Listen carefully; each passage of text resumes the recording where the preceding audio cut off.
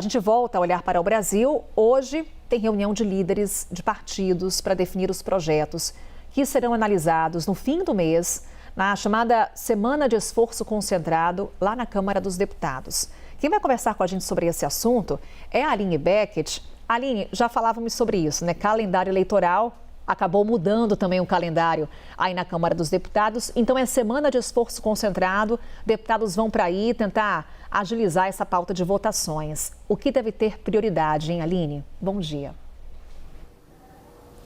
Oi, Carol. Bom dia para você também, para todos que nos acompanham aqui no Novo Dia. Pois bem, em meio ao calendário eleitoral, o Congresso tenta, então, concentrar as pautas prioritárias para serem aprovadas antes das eleições nessas 2 semanas de esforço. Essa e a próxima, que será do dia 31 de agosto ao dia 3 de setembro, né? Hoje, como você bem disse, vai ter a reunião de líderes com o presidente Hugo Motta na parte da tarde para a definição dessa pauta dessa semana, mas o principal projeto, pelo menos a principal aposta até o momento, é o PLP dos combustíveis para essa semana aqui na Câmara dos Deputados. Esse texto que foi criado justamente para reduzir as tarifas federais em meio à alta do petróleo diante das tensões no Oriente Médio. E o principal impasse estava sendo justamente a calibragem dos mecanismos para os setores envolvidos, para que essas medidas atendam à gasolina, mas ao etanol também, por exemplo. O deputado federal Arnaldo Jardim, do Cidadania de São Paulo, disse que alguns ajustes estão sendo feitos neste texto, mas que o presidente Hugo Motta definiu prioridade para essa votação e aí ele trabalha então para encaminhá-la ainda nesta semana. Já as outras propostas passam por negociações, por acordos ainda. Os parlamentares então estão em Brasília, líderes partidários estão em Brasília justamente participando também dessas negociações e se inteirando também em que pé estão esses projetos, mas possam ser que fiquem também para essa segunda semana de esforço concentrado no fim do mês, como é o caso, por exemplo, do enquadramento dos MEIs, né? Segundo o relator, deputado Jorge Gotten, do Republicanos de Santa Catarina, ele ainda terá reuniões com o presidente Hugo Motta e também com o ministro do Empreendedorismo, Paulo Henrique Pereira, isso em busca de acordo, porque o principal impasse em relação a esse texto é o Simples Nacional. Já o projeto que criminaliza a misoginia da deputada Tabata Amaral, é relatado pela deputada do PSB de São Paulo, aguarda ali um espaço para ser analisado em plenário. Enfrenta a resistência ainda da bancada religiosa, mas a deputada diz que pretende participar dessa reunião de hoje, justamente para poder pressionar por essa votação. E a MP da chamada taxa das blusinhas, né? MP que derruba essa taxa, ela caduca em 8 de setembro. Tem uma prioridade também definida pelo presidente Hugo Motta aqui na casa e tem uma adesão dos parlamentares como um todo, justamente porque é uma pauta extremamente popular. E aí, só finalizando rapidamente, aqui na Câmara ainda ocorrem essas negociações em relação às pautas para essa e para a segunda semana de esforço concentrado, mas hoje, no Senado Federal, a pauta já está um pouco mais definida, né? Hoje entra na pauta do Senado um projeto que justamente amplia ali o desenvolvimento de fertilizantes no país, no Brasil. Então a gente segue por aqui, é claro, acompanhando toda a repercussão e também a expectativa dessa definição de pautas nas 2 casas. Volto com você. Obrigada, Aline, com informações para a gente lá de Brasília. Estou com o Theo Cury para falar com a gente também sobre esse assunto, nosso analista. Theo, quando a gente olha para essa pauta da Câmara dos Deputados, é isso, o calendário está curto, muitas pautas aí que para o governo, por exemplo, são consideradas prioritárias, só que falta tempo. A questão é, o governo pode contar com um aliado, que é o presidente da Câmara, Hugo Motta.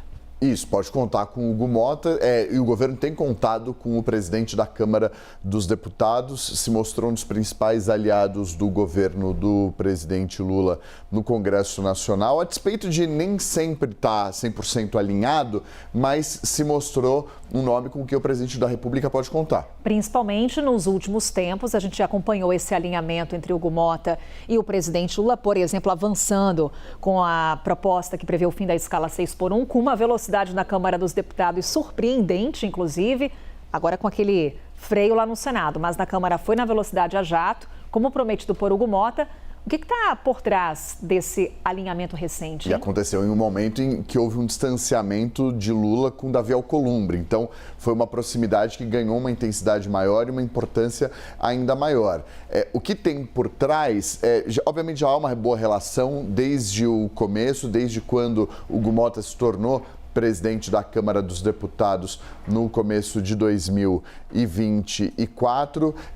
O que vai acontecer agora é uma maior proximidade por conta das eleições. Então, ontem o Hugo Motta já deixou claro o apoio dele à reeleição do presidente da República, diz que é a melhor opção para o Brasil, a reeleição de Lula, a despeito de o partido dele, o Republicanos, ter adotado a neutralidade nas eleições desse ano. Isso significa que há uma liberdade para que os políticos do partido apoiem quem eles bem entenderem, em especial nos estados, para conseguir formar essas alianças e esses palanques de apoio nos estados. Na Paraíba, estado dele, há essa disposição em apoiar o presidente Luiz Inácio Lula da Silva.